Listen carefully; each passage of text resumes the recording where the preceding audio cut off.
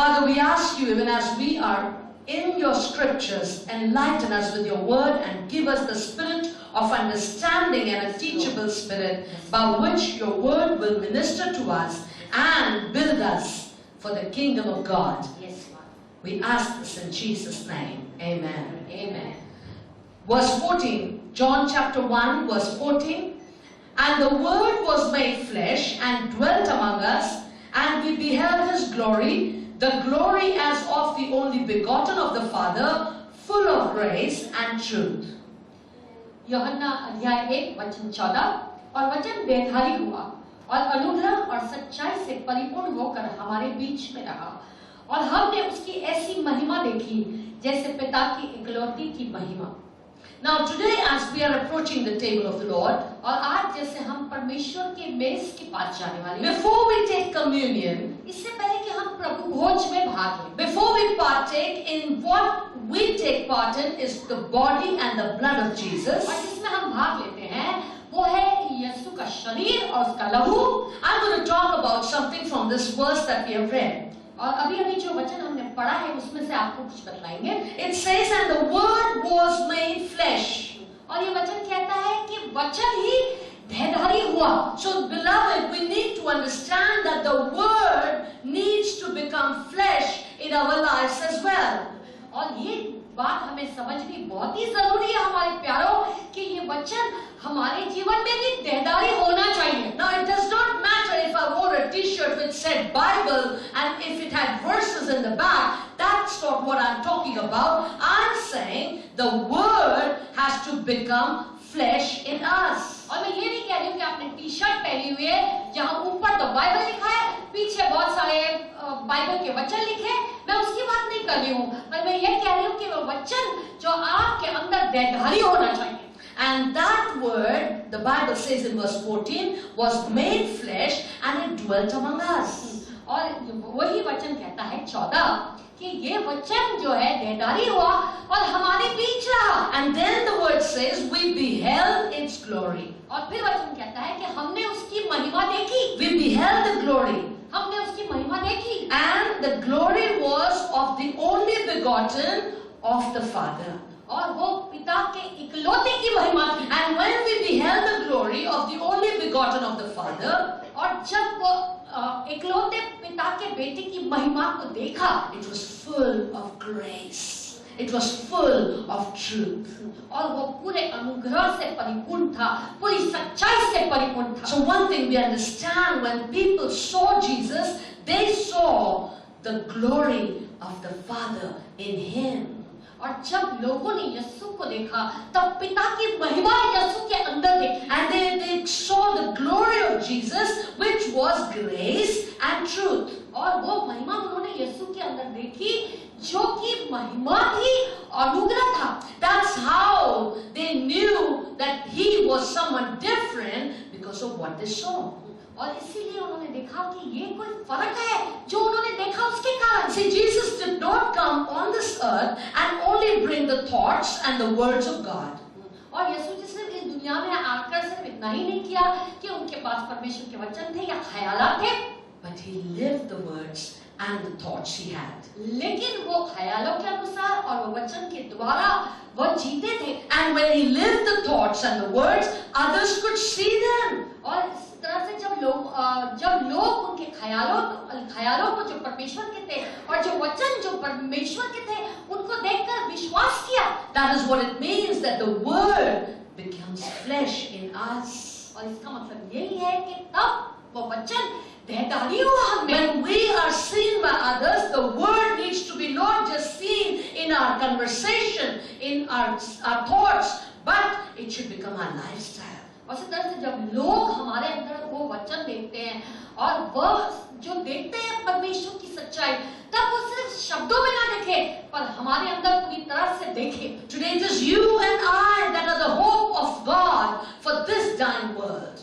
और आज आप और मैं उम्मीद हूँ परमेश्वर की वो जो मरी जा रही है वो दुनिया के. I don't know about you, but this time, especially this present year and this season, I can see see that this world is going more and more into adultery, more and more into things that are not going to exist for eternity, because the enemy has blinded their eyes. और इस तरह से खास करके मैं ये साल में देख रही हूँ कि लोग जो है अधिकतर व्यभिचार में पड़ गए हैं। बहुत सारी चीजें जो परमेश्वर की ओर से नहीं है, क्योंकि दुश्मन ने उन्हें अंधा कर दिया है। That is why Peter has taught us और इसीलिए पतरस ने हमें सिखाया that we must give all diligence, कि पूरी दृढ़ता के साथ, and we must add to our faith that we have brought in the Lord Jesus Christ. और हमें जो है जोड़ना चाहिए वो विश्वास के साथ जो हम यीशु में ले आए हैं, Virtue must be added on.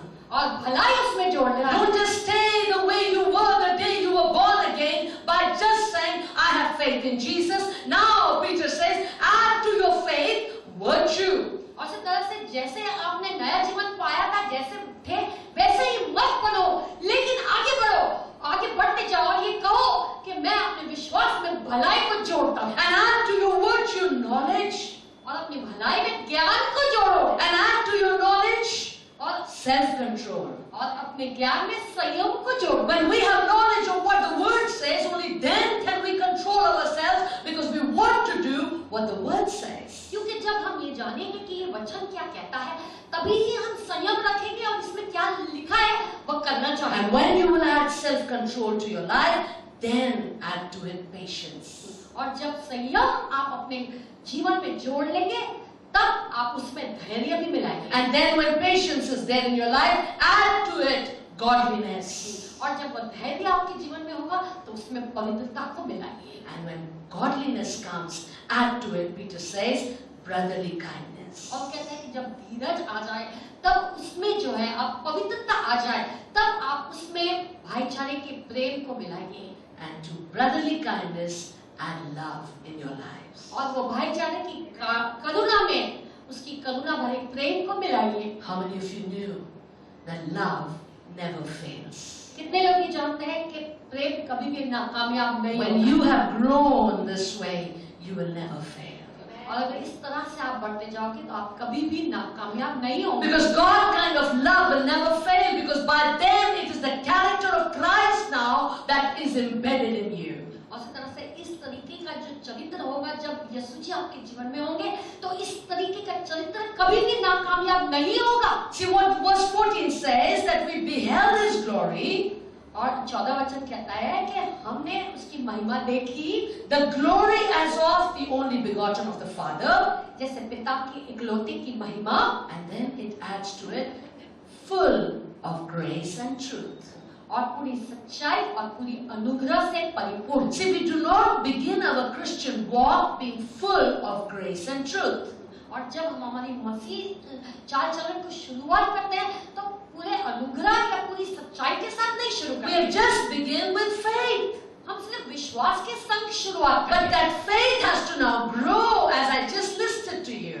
और आपको जैसे अभी हमने बताया कि ये विश्वास को बढ़ना है। And for that to grow, it is not going to take anything but one word which I can sum up Christianity in, and that is obedience. और इस तरह से जो है मसीहत को जो उभारने के लिए एक ही शब्द है मेरे पास, और वह है आज्ञा को मानना। The true Christianity that you and I need to live is when the word becomes flesh in us. और सही मसीहत जीने के लिए आपके लिए और मेरे लिए यही बड़ी बात है कि वो वचन हमारे लिए देहधारी हो जाए। If it was enough for you and I to go on the streets and shout in the loudspeaker and say, you know what, Jesus is Lord, and you need Jesus in your life, don't you think the world would have been saved by now? और इस तरह से अगर आप गलियों में खड़े रहकर चिल्लाकर ये कहते कि यीशु ही सिर्फ परमेश्वर है और तुम्हें यीशु जी की जीवन में जरूरत है, तो क्या पूरी दुनिया अभी तक विश्वासी ना बनी? Don't you think they would have been saved? Because everywhere there are evangelists, there are televisions and radios, and every ministry that is proclaiming the gospel. Then also why the world is not saved yet? उस तरह से आप टेलीविजनों पे देखते हैं, बहुत सारे सुसमाचार प्रचार करने वाले हैं, लेकिन फिर भी दुनिया क्यों नहीं विश्वासी बनी है? Because true Christianity has not yet been lived by the church.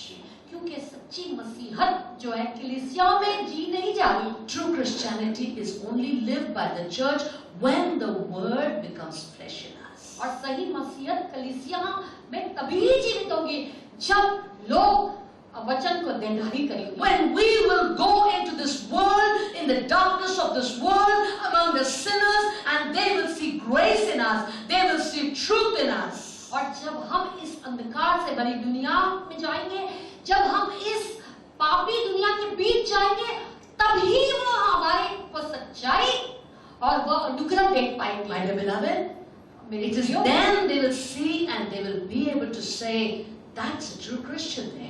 That's a true Christian there. और तब ये सच्चाई और यह अनुग्रह हमारे अंदर वह देखेंगे और ये कहेंगे कि यही सच्चा मसीह है, वो सच्चा मसीह है। When the word in you, जब वो वचन आपके अंदर, the grace in you, the truth in you, जब वह सच्चाई और अनुग्रह आपके अंदर होगी, will make a difference in someone else's life. तब किसी और के जीवन में फर्क पड़ेगा। Then they will know this is a Christian. तब वो जानेंगे कि हाँ ये मसीह है। Paul says पौलुस कहता है that we need to work out our salvation. कि हमें हमारे मुक्ति को कार्य में लाना है। What does it mean by working out? इसका क्या मतलब होता है कार्य में लाना? Manisha, what does it mean to work out when you go to the gym? You work out, right? कार्य में लाना है तो मतलब क्या है? Just going in there and coming out will do it? क्या जिम में सिर्फ चले जाना, जाकर से लौट आना बस You हो got जाए? to exercise it. और आप Right? जो है इसकी कसरत करनी है। So when you go to the gym and exercise it, then that exercise benefits your body. और जब आप जिम में जाते हो और कसरत करते हो तब उसका फायदा आपको होगा। But when you will exercise the word in your life, it is also going to benefit the body. It will benefit your body, your spirit, and the body of Christ, and that will enable the dying world to be saved. और इसी तरह से जब आप परमेश्वर के वचन की कसरत करेंगे तब आपको फायदा होगा और जो आपके इर्द गिर्द लोग होंगे उनको फायदा होगा और यीशु के शरीर को भी फायदा होगा। So you got to work it out. और आपको उसको कार्य में लाना है। And when you work it out, then it will benefit someone. और जब आप उसे कार्य में लाओगे तभी किसी दूसरे को फायदा And होगा। someone around you will sense it that yes, this is a Christian talking. और इसी तरह से इर्द गिर्द का जो भी होगा वो समझ जाएगा कि हाँ ये मसीह है जो बात कर रहा है। Then when they see you, they will not have to ask, by the way, what religion do you believe in? और आपको देखकर वो उससे आपको ये नहीं पूछना पड़ेगा अरे कौन से धर्म में विश्वास करते हो? They will see you and know you sure have a relationship with God. और आपको देखेंगे और ये यकीन कर लेंगे कि वाकई आपका रिश्ता परमेश्वर के संग है। Surely, sister, God speaks to you. हाँ, यकीनन बहन आपसे परमेश्वर बात करते हैं। They will see it. वो देखेंगे। They will see it, beloved. मेरे प्यारों को देखेंगे। Because God does not do anything without speaking to His beloved. जब तक परमेश्वर तब तक कुछ नहीं करते जब तक उन्होंने अपने महबूब से बात न कर ली। And you and I need to desire to be that beloved of God. और आपको मुझको ये मर्जी रखने इच्छा रखनी है कि हम उसके महबूब बनें। So we don't do anything that is not the will of God. ताकि हम ऐसा कुछ भी ना करें जो परमेश्वर की मर्जी ना हो। And when we will practice, we will exercise, we will live the word of God. और इस तरह से जब हम कसरत करेंगे और उसके वचन के अनुसार जिएंगे, then you will see the true meaning of Christianity. तब आप असल मतलब मसीहत का जानेंगे। My dear beloved, मेरे प्यारों, it is going to show something. तब कुछ दिखलाएगा। It is not that you, Christianity. आप ये नहीं बोलोगे हाँ मैं मसीहत में हूँ ना। There is going to be a joy that will be seen in your life. और तब एक आनंद होगा जो आपके जीवन में दिखाई देगा। You will not have to put that plastic smile. It will come from within. और वो झूठी मुस्कुराहट आपको पहननी नहीं पड़ेगी, लेकिन अंदर से निकलेगी। And you know what? और आप Some people, they mistake happiness with joy. और कई लोग जो है समझते हैं कि वो जो आनंद है वो खुशी है। What I mean to say is, your happiness will be temporal. और हम आपसे कहना चाहते हैं आपकी खुशी तो थोड़े समय के लिए It will come and it will go. आएगी चली जाएगी, But joy remains. लेकिन आनंद हमेशा आपके अंदर रहता है। Happiness will come from the outside. और खुशी तो बाहर बाहरी तौर से आएगी। It may come because of a person, it may come because of a position, it may come because of circumstances, it may come because of whatever. From the outside, it makes you happy. और इस तरह से खुशी जो है बाहरी तौर से आएगी। शायद कोई व्यक्ति के द्वारा आप खुश हो जाएंगे, चाहे कारोबार के लिए या किसी और चीज के लिए आप खुश हो जाएंगे, लेकिन ये तो बाहरी तौर से आप खुश होते हैं। If you thought that joy could also come from outside, अगर आप joy comes from within. और आप समझते हैं कि आनंद भी बाहर से आ जाए, तो ये बात नहीं है, क्योंकि आनंद अंदर से बाहर आता है। Joy comes from within. और जो हमारा आनंद है वो अंदर से आता है। So how can people see me and say, truly, this is a Christian?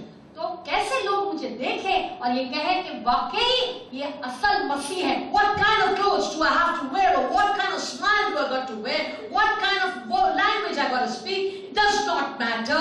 When they see the joy coming out of you, they see something different in you. और इस तरह से फिर जो है, ये नहीं है कि मुझे किस तरीके के वस्त्र पहने हैं, किस तरीके के गहने पहने हैं या क्या पहनना है, लेकिन वो जो आनंद मेरे अंदर से निकलेगा, वो देखकर ही लोग कहेंगे कि वाकई ये तो असल मसीह है।